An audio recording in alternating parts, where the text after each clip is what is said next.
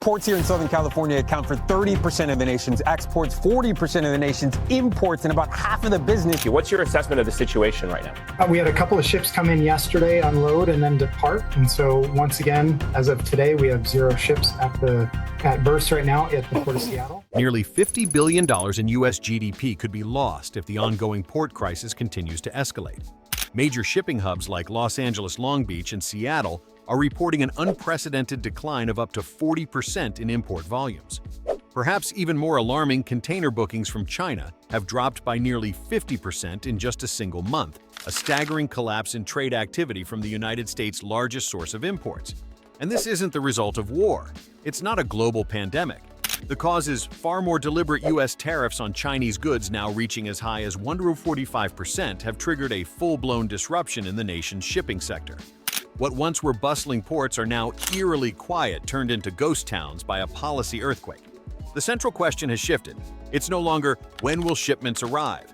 Now it's, can the U.S.'s supply chain survive this at all? At the heart of America's shipping crisis are its most critical trade arteries, the ports of Los Angeles and Long Beach, which together handle roughly 40% of all inbound containerized cargo entering the United States. Normally teeming with activity cranes swinging trucks lining up and ships queued offshore, these ports now echo with silence. Terminal activity has plunged, with reports showing sharp declines in vessel traffic and container volume directly linked to a collapse in orders from Asia, especially China. Further north, the picture is just as bleak. The ports of Seattle and Tacoma, once vital gateways for Pacific trade, have seen weeks pass without a single new vessel docking. Satellite imagery and industry tracking data confirm that berths are empty and container stacks remain stagnant. These aren't just logistical blips, they are systemic breakdowns that reveal the broader unraveling of America's import ecosystem. What was once a symbol of the country's economic strength and trade dominance has turned into a haunting reflection of policy-induced paralysis. The sharp reduction in port throughput is not due to technical failure or labor disputes, it is the consequence of deliberate trade policy. The 145% tariffs on Chinese imports imposed under the Trump administration have made key goods prohibitively expensive, leading to widespread order cancellations and shipping lane disruptions. Now, entire port regions, some of the busiest in the Western Hemisphere, resemble ghost towns. The visuals are stunning, row upon row of unused cranes, parking lots filled with idle trucks, and loading docks without dock workers. This eerie transformation isn't just symbolic, it's economically devastating. These ports are not only trade hubs, they are the beating hearts of regional economies that rely on constant throughput to sustain jobs, small businesses, and infrastructure investment. The crisis is quiet, but it is profound, a slow-motion collapse hidden in plain sight unfolding along the country's most critical coastlines. And unless addressed, these ghost ports may be the first signs of something even more destructive, the long-term erosion of America's logistical competitiveness. As America's ports go quiet, the shockwaves are radiating deep into the logistics ecosystem, crippling the very infrastructure that keeps the U.S. economy moving. Truck drivers, dock workers, and warehouse staff, the essential workforce behind every shipment and stocked shelf, are now facing mass layoffs, reduced hours, and operational standstills. The slowdown in port activity has cut off the flow of work they rely on, forcing many into unemployment or underemployment with no clear timeline for recovery. Logistics firms across the country are reporting catastrophic losses, with revenue declines ranging from 40% to 60%, according to industry reports cited in the video. Many smaller operators, particularly independent trucking businesses and regional freight services, have already filed for bankruptcy or temporary closure, unable to absorb the sudden disappearance of demand. Without stable volumes, these companies simply cannot sustain fuel costs, payroll, or warehouse overhead. Compounding the crisis is a growing number of abandoned or unclaimed containers piling up in distribution centers. These units, once filled with merchandise destined for store shelves, now sit idle, waiting for buyers who never materialized or retailers who can't afford the new tariff-driven prices. In major hubs across the West Coast, storage yards are reaching capacity even as incoming shipments continue to stall. The result is a paradox of oversupply in transit and shortage in stores. Indeed, retailers are already sounding the alarm. With supply chains breaking at both ends, inputs stuck at origin, and outputs marooned in logistical limbo, store shelves are beginning to thin out. Consumer-facing brands, particularly in electronics, home goods, and apparel, are struggling to secure enough stock to meet demand. The risk of seasonal shortages and price surges is rising fast, and as inventories dry up, inflationary pressure will accelerate. This isn't just a shipping problem. It's a systemic bottleneck that threatens every stage of the U.S. economy from global sourcing to last-mile delivery. And unless there is swift policy intervention or a strategic realignment of trade flows, America's logistics engine may not just stall, it could seize completely.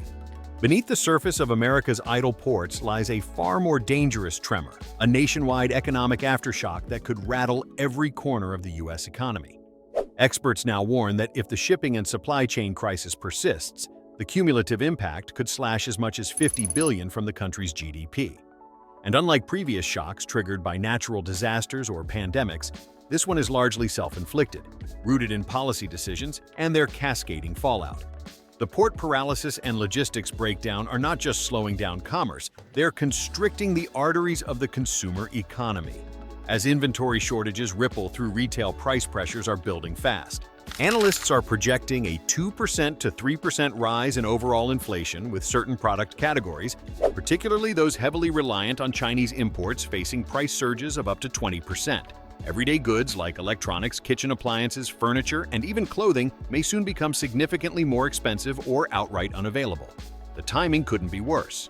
With core inflation already elevated, consumer confidence remains fragile.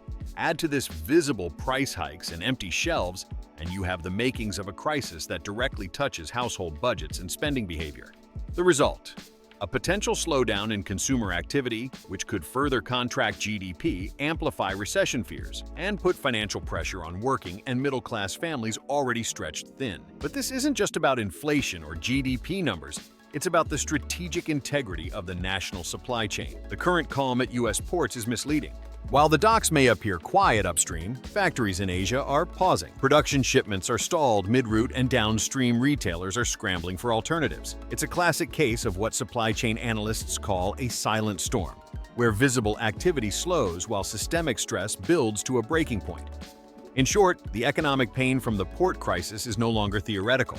It's here, it's spreading, and without immediate intervention, it may escalate into one of the most consequential trade-related disruptions the U.S. has seen in decades. While the current slowdown at U.S. ports paints a grim picture of supply chain paralysis, economists and logistics experts are already sounding the alarm about a second, potentially more chaotic wave, the whip effect. This term, often used in supply chain theory, refers to the sudden surge in backlogged shipments that can overwhelm logistical systems, or SHUTDOWNs, after a period of suppression. And it's exactly what the United States may soon face. Right now, the 145% tariffs on Chinese goods that sparked the original disruption have been temporarily suspended for 90 days, a pause that offers short-term breathing room but no long-term resolution. Once that window closes, if the tariffs are reinstated without adjustment or renegotiation, hundreds of delayed shipments could flood back into the U.S. like a dam breaking. Carriers, importers, and manufacturers are already stockpiling and timing freight movements to coincide with this decision. The likely result: a tidal wave of container traffic surging all at once into already understaffed, under-resourced ports. The consequences could be catastrophic. Port terminals may buckle under the strain with limited labor, equipment, and storage capacity to handle the backlog. Ships may be forced to anchor offshore for days or even weeks, awaiting berths to unload, a throwback to the darkest days of the pandemic-era supply chain crisis. In this scenario, terminal congestion will lead to delays across every mode of transportation: rail, truck, and air freight. Inventory plans will unravel. Warehouses will run out of space. Retailers expecting replenishment will face stockouts and missed sales windows, particularly damaging for seasonal or perishable goods. The costs of demurrage and detention fees will spike, and carriers may reroute or even cancel voyages to avoid profit loss. What makes the whip effect so dangerous is its compounding nature. Every delay causes a cascade of failures downstream. What begins as a port scheduling issue quickly becomes a national logistics emergency. And because the infrastructure and labor pool haven't been scaled to absorb this shock, the system could lock up entirely, mirroring a digital bottleneck in a physical world. In essence, this second wave could do more than disrupt trade. It could expose the fragility of America's logistics architecture, built for efficiency, not resilience. Without strategic planning and preemptive coordination, The whip effect may hit faster and harder than the first disruption ever did. At the center of America's shipping and supply chain crisis lies a deliberate policy choice: economic nationalism. Under President Donald Trump, the administration implemented sweeping tariffs up to 145% on Chinese goods, with the stated goal of protecting American industries and reducing reliance on foreign manufacturing. This strategy aimed to reshore production, encourage domestic sourcing, and punish what the administration viewed as unfair trade practices by China. In theory, the approach was framed as a defense of American jobs and economic sovereignty. But in practice, it triggered a highly disruptive chain reaction across global trade networks, a reaction that continues to reverberate years later. China is not just any trade partner. It's the largest supplier of finished goods and intermediate components in the U.S. import portfolio. From electronics to industrial machinery, from textiles to packaging materials, Chinese exports are deeply embedded in America's commercial ecosystem. By sharply curbing these imports through punitive tariffs, the policy destabilized the very supply chains that American companies depend on to operate competitively. Small and medium-sized businesses, many of which don't have the scale or capital to rapidly shift sourcing, have been hit particularly hard. Industries like automotive parts, consumer electronics, retail manufacturing, and even agriculture, which depends on Chinese inputs like fertilizers and chemicals, have faced steep input cost hikes, production delays, and lost contracts. Moreover, the move failed to address the underlying structural weaknesses of the U.S. industrial base. Without parallel investments in domestic capacity, retraining programs, or incentives for reshoring, the void left by reduced Chinese imports has not been filled. Instead of sparking a manufacturing renaissance, the policy created a vacuum, one that crippled downstream sectors and exposed the fragility of just-in-time logistics models. Perhaps most paradoxically, the businesses that the tariffs were intended to protect are now among the most vulnerable. American manufacturers that rely on global supply chains for components have faced rising costs, inventory shortages, and shrinking profit margins.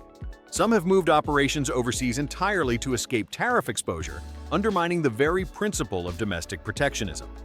In essence, the 145% tariffs were not just an economic lever, they became a blunt instrument that sacrificed supply chain resilience in pursuit of political messaging.